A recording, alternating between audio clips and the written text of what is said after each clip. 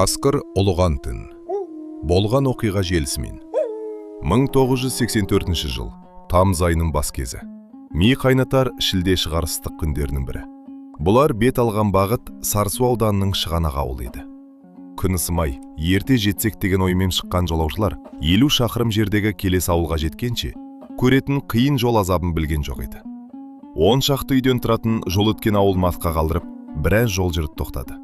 Жол өткен ауылының атауы қалай пайда болған жайлы ел арасында мынадай бір аңыз бар. Сәкен Сейфуллин, атаман, Анинктің азап вагонында 47 күн ажалмен арпалысып, 1919 жылдың 3 сәуірінде Колчактың Омбыдағы түрмесінен қашып шығып, осы Шу өзені жағасымен бой тасалап өткендіктен, жергілікті халық бұл жерді жол өткен деп атап кеткен. Сылаңда баққан ерке Шу, басы сонау Қырғызстаннан бастап алып, Созақ даласын қиып өтеді.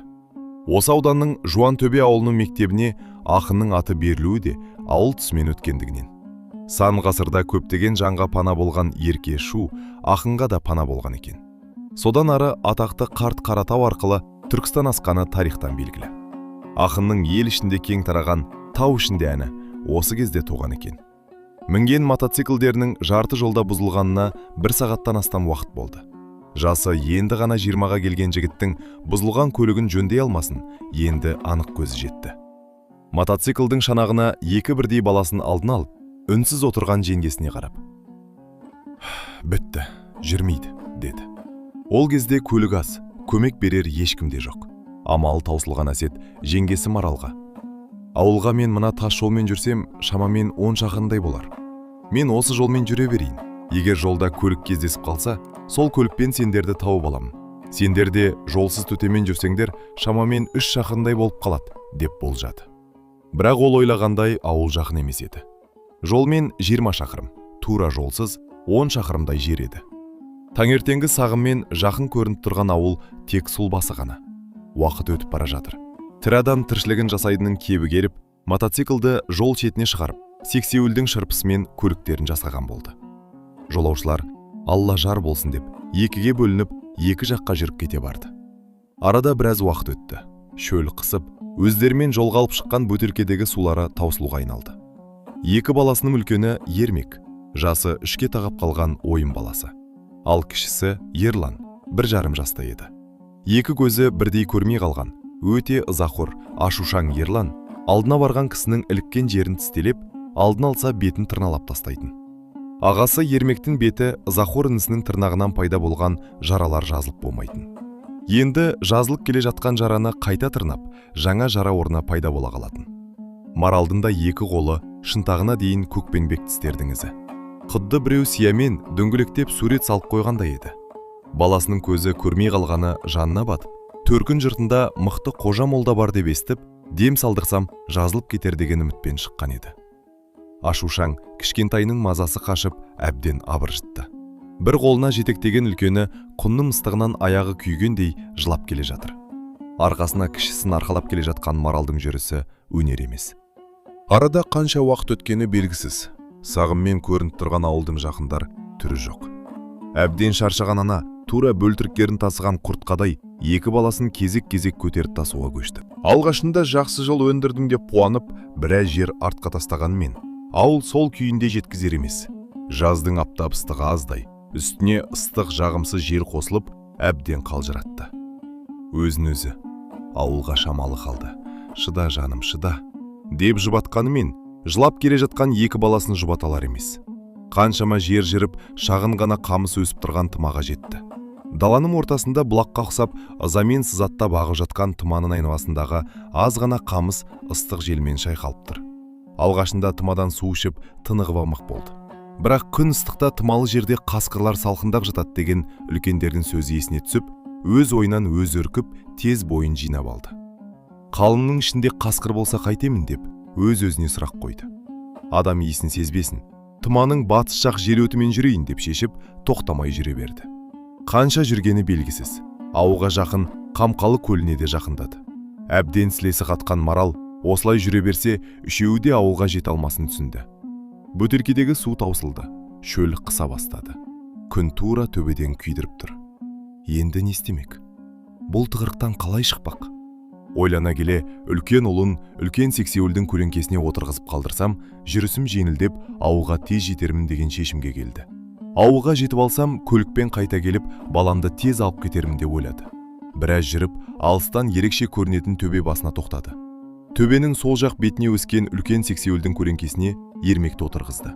Қалтасына бір тілім нан салып тұрып: «Балам, сен осы жерде отыра тұр, жарай ма? Мен ініңді ауылға апарып, атамен қайта келіп, сен алып кетеміз» деді. Ойын баласы анасының айтқанына басын изеп, келіскен ишарат білдірді. Аналы балалы төбе басында осылай қоштасты. Марал ішінен: «Бұл шешімім дұрыс па?» деп өз-өзімен арпалысып келеді. Бірақ басқа таңдау жоқ. Кіші ұлын арқалап, ауылға тез жетейін деп асығыс қадам басты. Айдалада жалғыз қалған баласына қайта-қайта қарап қояды. Жүрегі сыздап, көзіне жас тығылды. Бірақ амал жоқ. Жүріп келеді. Жығылғанға жұдырық дегендей, қалжырап келе жатқан Маралдың аяғы көл шетіндегі батпаққа түсіп, батып қалды. Әрі тартты, бері тартты, шығара алмады. Көзі қарауытып, әлсіреп, талықсып барып, бір жанына қарай құлай кетті. Аспан шайдай ашық, дүние төңкеріліп бара жатқандай күй кешті. Қанша уақыт өткені белгісіз. Салқын лайдың үстінде жата бергісі келеді. Көзі ілініп кеткендей болды. Сол аз ғана уақытта түс көрді. Түсінде көп нан пісіріп қойыпты. Бір кезде айнаға қараса, беті қап-қара болып күнге күйіп кетіпті. Шошып оянды. Өңіндегі түрі де түсіндегідей қап-қара, күнге қақталып күйіп кеткен еді. Жанына қараса, кішкентай ұлы ұйықтап жатыр. Кенет үлкені есіне түсті. Орнынан тез қозғалып, аяғын әрең дегенде батпақтан тартып шығарып алды. Аяқ киімі лай ішінде қалып қойды. Жалаң аяқ жүруге тура келді. Көл шетіндегі қап-қара сасық лайды кешіп жүріп, зорға дегенде ауыл шетіне ілікті. Ауылға жетер тұста жаңа қазылған артезиан бар еді. Күні бойы шыжыған күн астында әбден шөлдеген Марал баласын жағаға отырғызып, өзі артезиан суының астына отырды. Су астында отырып, біраз әлденіп алды. Сосын баласын арқалап ауылға қарай беттеді. Бағанағыдай емес, жүрісі шырақ. Ауылда жақындап қалды. Күн қызарып, иясына батқалы тұр. Сол мезгілде ауылға тас жолмен жаяулатып әсет те жетті. Жалғыз келген құда баласынан мән жайды білген Смағұл атқа мініп қызының алдынан шықты. Кішкентайын арқалап келе жатқан қызын алдынан кезіктіріп, құшақтап амандасты. «Баланы әкел» деп Ерланды қолына алды. Ермектің далада жалғыз қалғаннан бейхабар, әкесі алға қарай жүре бермек болғанда, Маралдың дауысы дірілдеп: «Ермек далада қалды» деп жылап жіберді. Төк түсінбей таңырқай қараған әкесіне қайта сұратпай, болған оқиғаны түгел баяндап берді.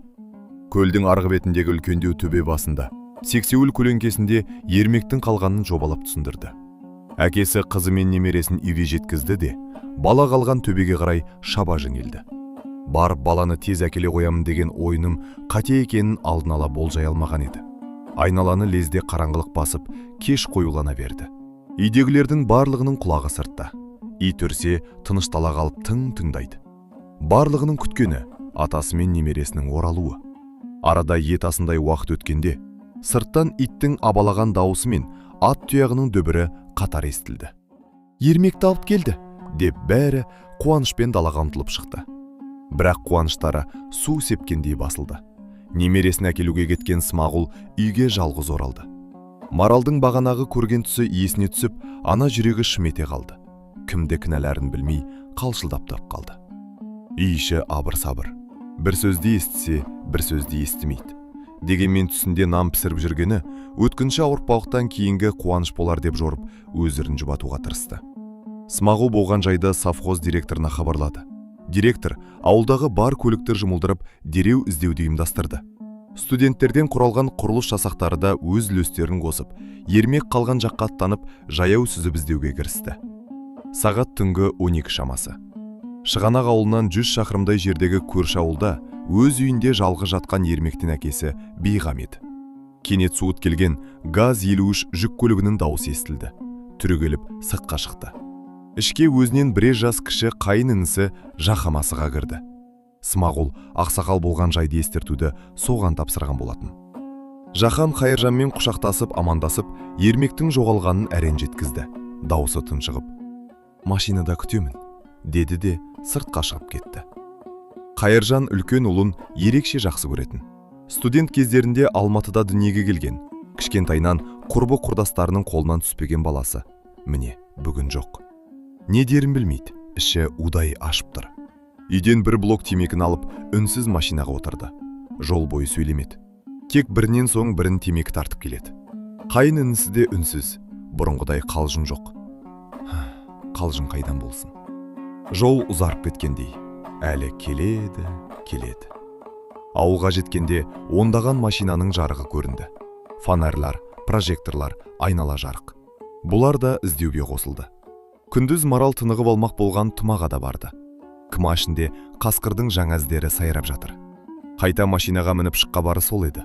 Алдарынан бір қасқыр жүгіріп өтті. Прожектор жарығына ілінді. Машина төбесіндегі біреу мылтығын бағыттап шүріппені басты. Түнгі тыныштықты мылтық үні жарып өтті. Қасқыр қараңғыға сүңгіп жоқ болды. Сәлден соң ұзақ oldu. Ұлыған дауысы түнді тіліп өткендей, ащы әрі қорқынышты. Смағұл ақсақал жетіп келіп, мылтық атпаңдар. Егер ата берсеңдер, қасқыр баланы жеп қояды, деп тыйым салды. Іздеушілер үнсіз қалды. Бүкіл ауыл тізбектеліп, арылары 1 метрден жаяу сүзіп іздеді. Бірақ нәтиже жоқ. 3 жасар бала барадау деген жердің бәрін шарлады. Табылмады. Көпшіліктің көңіліне қасқыр жеп кетті деген күдік ұялай бастады. Түн ортасынан асқанда машиналар тоқтатылды. Тек жаяу іздеу жалғасты. Әлсіреп жатып қалса басып кетпейік деген ой. Үйде марал үміт пен қорқыныштың арасында отыр. Әр келген адамнан жақсы хабар күтеді. Жанына ауыл әйелдері жиналған. Солардың ішінде жасы 60-ты алқымдаған Ажар апа да бар. Оның да 2 немересін қасқыр жеп кеткен. Соны айтып жылаған сайын маралдың жүрегі одан сайын қанжылайды. Уақыт сырғып өтіп жатыр. Әр минут 1 жылдай. Енді санаулы сағаттардан хабар болмаса, ермегінен айырылғаны. Уақыттың қадірін енді түсінді. Одан жылдам ештеңе жоқ. Қолында уақыт машинасы болса, тоқтатар ма еді? Бірақ пенденің қолына не келеді? Бар үміті Аллада. Жаратушыдан жалынып сұрағаны бір ғана нәрсе. Бауыр еті, баласының аман-есен оралуы. Қалқам, мен немерлерімді жоғалтқанымда ең болмаса киімдерде қалмады ғой. Сен Алладан киімім болса да бұйыртсыншы, бір иіс киін кеп тіле, деп Ажар апа қойып қалды. Бұл жұбату сөзі болғанмен, баласын жоғалтқан жаны жаралы ананың жүрегіне кірш еткізіп, жарақат салған кезекті қанжарда еді. Таң да бозарып ата бастады. Сүйіншілеп келген ешкім жоқ. Совхоз директоры Жомарт атына сай, адамгершілігі мол, мейірімді жан еді. Сол кісінің тікелей нұсқауымен бір күнге совхоздағы тек өте маңызды, керек деген жұмысшыларды ғана жұмыста қалдырып, қалған барлық ауыл тұрғындарын жаппай іздеуге жұмылдырды. Іздеушілердің қатарында мектептің белсенді, үлкен сынып оқушылар да болды. Көппен бірге іздеушілердің араларында ауылдың бас дәрігер де болатын. Сол дәрігер жеке қалғанда Қайыржанға: егер қасқыр жеп кетпесе, күн қызғанға дейін табылса, бала тірі болар. Өйткені ер баланың ағзасы қызға қарағанда шыдамдырақ, деді. Бұны естіген Қайыржан барынша жылдам іздеуге тырысып, тыпырши берді. Ермек! Деп дауыстап айқайлай берді. Бұның жан дүниесін түсінген адам бір орында тұра алмас еді. Тұра алған да жоқ. Бәрі де тынымсыз, үздіксіз жылдам іздеп жүр.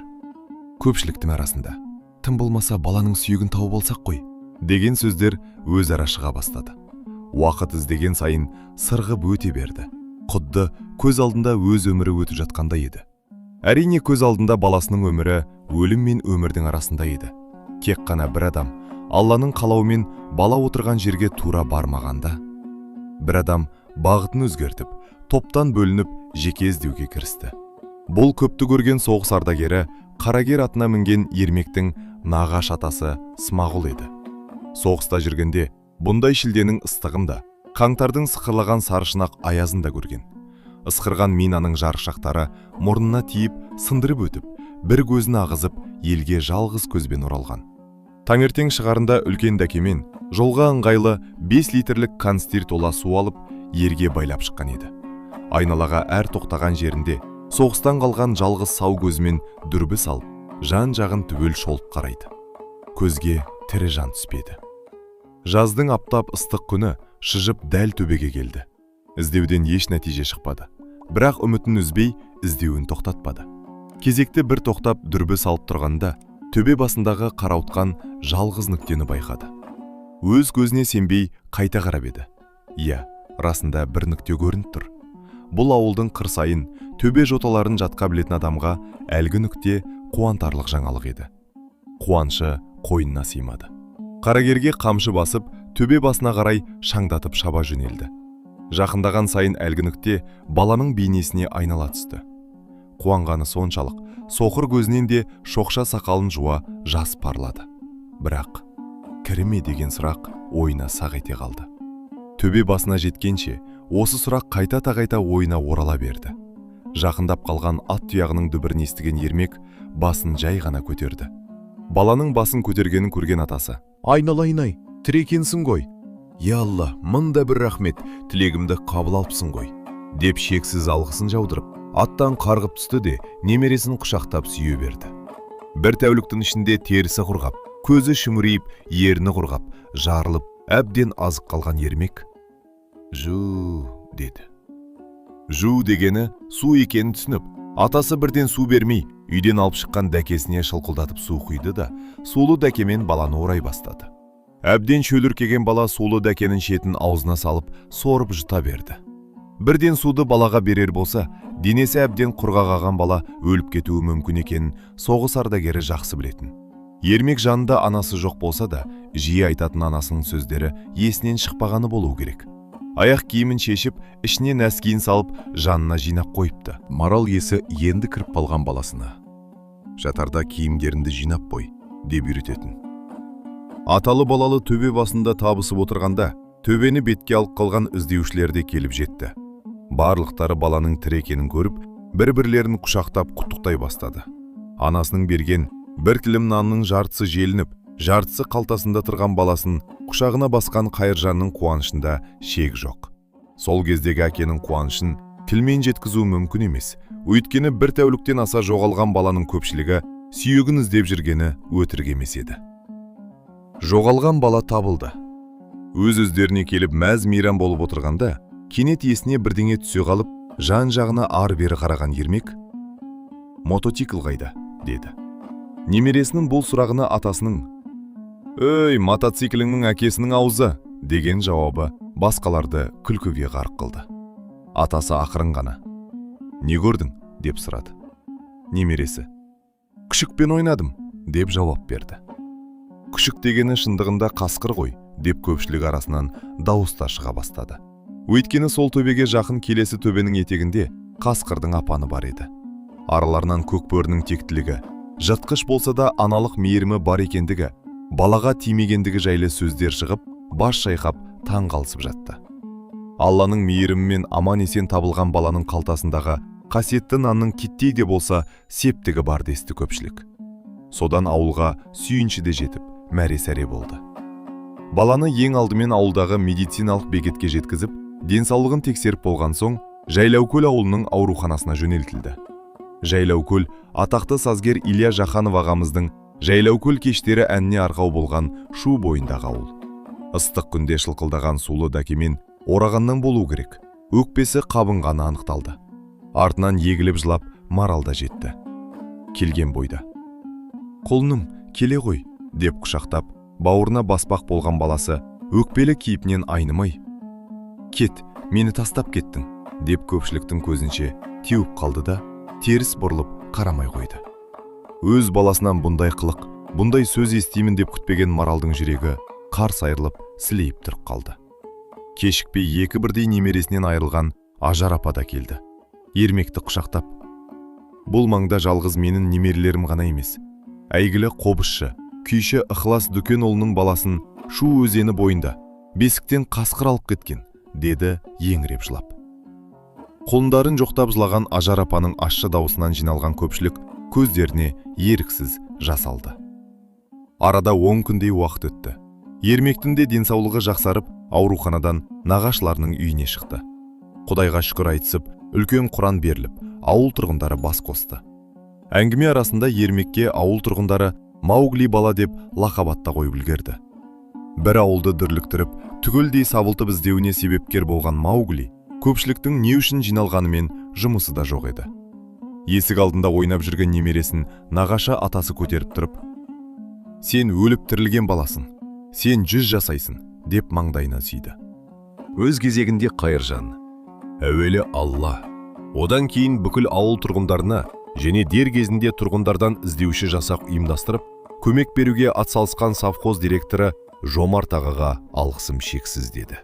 Ішкі толқынысын жасыра алмай. Көмілді ауыл тұрғындарының абырда-бір, өткендерін айтып қуанып, күлген күлкілері ауыл шетіне жетіп жатты. Бұл қуаныш күлкісі еді. Достар, арнамызға жазылып еңбекті бағалауды ұмытпаңыздар. Лайк басыңыз, пікір қалдырыңыз. Жаңа видеоларды бірінші болып көргіңіз келсе, қоңырау белгішесін қосыңыздар.